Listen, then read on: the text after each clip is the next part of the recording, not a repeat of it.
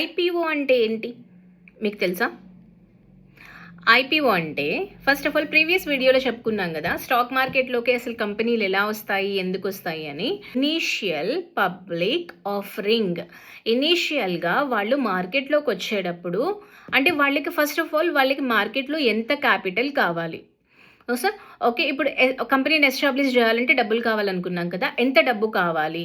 So ఆ డబ్బు into next company వాల్యూని బేస్ చేసుకొని ఒక ప్రైస్ని డిసైడ్ చేస్తారు. ఒక పర్టికులర్ వాల్యూని ఒక 50 రూపీస్ అనుకుందాం ఎగ్జాంపుల్.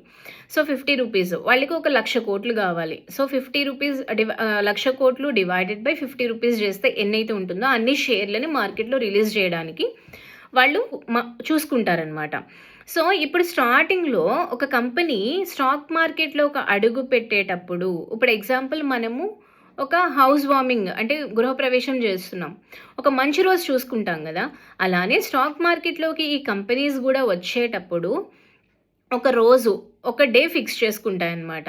సో ఆ డేనే IPO, initial public offering, IPO release చేస్తుంది ఆ పర్టికులర్ డే అంటాం కదా. సో అదేంటంటే స్టార్టింగ్లో కంపెనీని డైరెక్ట్గా మనకి ఎవరైతే అప్లై చేసుకుంటారో, కంపెనీని షేర్లు కావాలి అని అప్లై చేసుకుంటారో వాళ్ళకి డైరెక్ట్గా కంపెనీ నుంచి షేర్లు అనేవి అలోకేట్ అవుతాయి అన్నమాట.